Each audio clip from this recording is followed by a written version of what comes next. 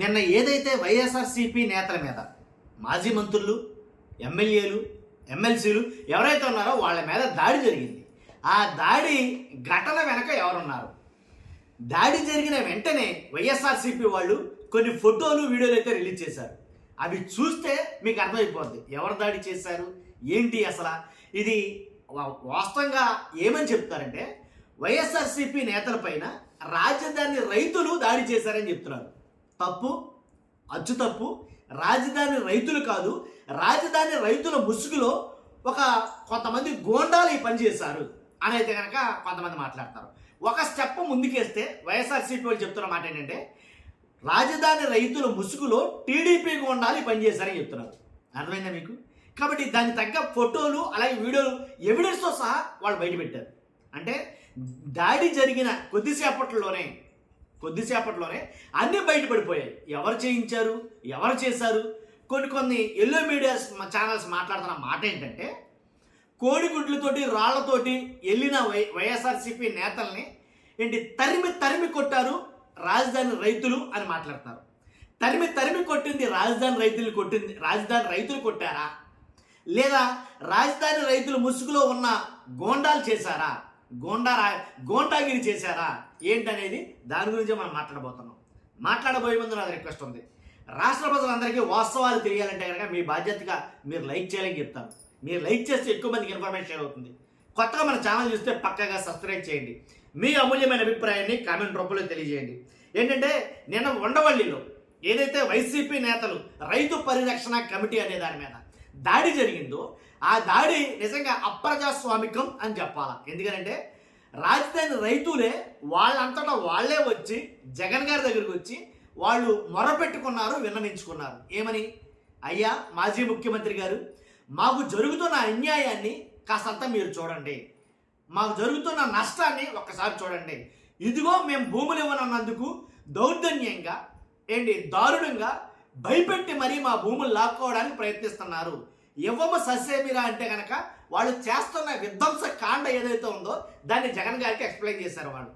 అప్పుడు జగన్ గారు మాట్లాడిన మాట ఏంటంటే, సరే అయితే మీ సమస్యలన్నీ తెలుసుకోవడానికి క్షుణ్ణంగా పరిశీలించడానికి ఒక పరిరక్షణ కమిటీ, రైతు పరిరక్షణ కమిటీ అని ఒక కమిటీ వేస్తున్నాము. ఈ కమిటీలో మంత్రులు, ఎమ్మెల్యేలు వీళ్ళందరూ ఉంటారు, ఎమ్మెల్సీలు. దాంతోపాటు మీకు ఒక లీగల్ సెల్ని ఏర్పాటు చేస్తున్నాం.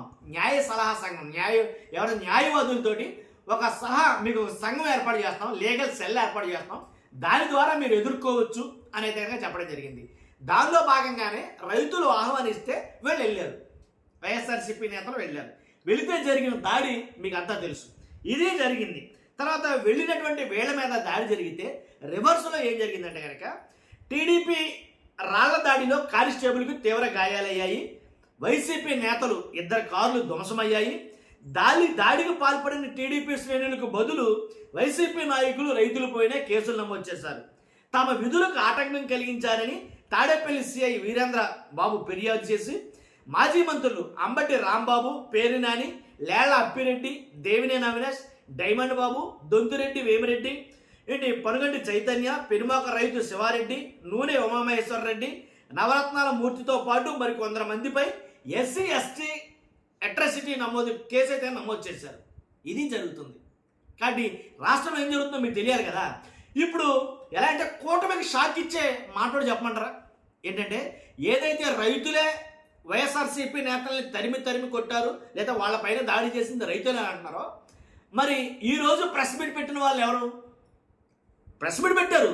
పెనుమాక ఏదైతే ఆ గ్రామం ఉందో ఆ గ్రామానికి సంబంధించిన రైతులు ఎవరైతే ఉన్నారో మేము భూములు ఇవ్వం అని ఎవరైతే తెగేసి చెప్తున్నారో ఆ రైతులే ప్రెస్ మీట్ పెట్టారు. ప్రెస్ మీట్ పెట్టి మరీ వివరించి చెప్పారు వాళ్ళు. మేమే రమ్మన్నాం, మేమే పిలిచాం, కాబట్టి మా బాధలు, మా కష్టాలు, మా నష్టాలు చూపిందామని పిలిచామని, కాబట్టి మేమే రమ్మన్నాం అని రైతులు ప్రెస్ మీట్ పెట్టి మరీ చెప్పారు. జరుగుతున్న అఘాయిత్యాన్ని, జరుగుతున్న అన్యాయాన్ని ఎండగట్టారు వాళ్ళు. కాబట్టి దీంతో ఒక రకంగా నన్ను అడిగితే కనుక చంపపెట్టు లాంటిది కొంతమందికి అని అయితే వైఎస్ఆర్సీపీ నాయకులు మాట్లాడతారు. ఆ ప్రెస్ మీట్ గురించి, రైతులు పెట్టిన ప్రెస్ మీట్ గురించి, దీంట్లో ఎలాంటి రాజకీయ పక్షాలు లేకుండా, ఎలాంటి రాజకీయ నాయకులు లేకుండా రైతులే స్వచ్ఛందంగా ప్రెస్ మీట్ పెట్టి మాకు జరుగుతుంది అన్యాయం, మేము భూములు ఇవ్వం అన్నందుకు మా భూములు తవ్వేస్తున్నారు, మట్టి మాఫియా, వాళ్ళంతా కూడా మా మీద ఆగడాలు చెలాయిస్తున్నారు అని కొన్ని వ్యాఖ్యలు అయితే రైతులు చేశారు. కాబట్టి అది అలాగే కొన్ని ఫోటోలు రిలీజ్ చేసింది వైఎస్ఆర్సీపీ పార్టీ కావచ్చు, కొంతమంది కావచ్చు, కొన్ని ఫోటోలు. ఎవరైతే నారా లోకేష్ గారితో సన్నిహితంగా ఉన్న వ్యక్తి ఎవరైతే ఉన్నారో ఆ వ్యక్తి మీరు సరిగ్గా చూస్తే మీకు అర్థమవుతుంది. రాయి గిట్టేసినటువంటి వ్యక్తి, ఆ వ్యక్తి నారా లోకేష్ గారితో ఉండడం. ఆ ఫోటోని వెంటనే రిలీజ్ చేశారు. తర్వాత ఒక వీడియో కూడా బయటపెట్టారు. ఎవరైతే రాళ్ళు గిట్టేయడానికి ప్రయత్నం చేశారో ఆ రాళ్ళు గిట్టేయడానికి అందరూ కూడా చంద్రబాబు నాయుడు గారితో, నారా లోకేష్ గారితో, వీళ్ళతో ఉండిన వ్యక్తులే దాంట్లో ఉన్నవాళ్ళు.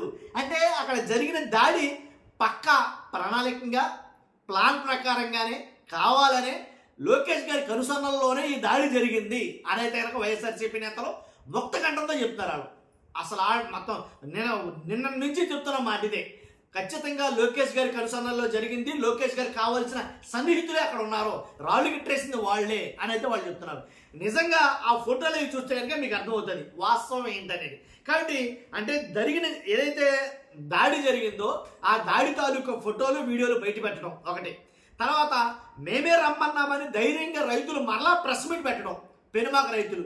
కాబట్టి ఇవన్నీ కూడా చూస్తూ ఉంటే రాష్ట్ర ప్రజలందరూ అర్థం చేసుకుంటారు, అర్థమవుతారు కూడా. ఏమనంటే కనుక కావాలని ఒక పక్కా ప్రణాళిక పథకం ప్రకారంగానే వైఎస్ఆర్సీపీ నేతల పైన దాడి చేయించారు అని అయితే చాలా మంది మాట్లాడుకుంటారు అన్నమాట. మీ అభిప్రాయం ఏంటో ఖచ్చితంగా కామెంట్ రూపంలో తెలియజేయండి. ఫస్ట్ అయితే లైక్ చేయండి. Thank you.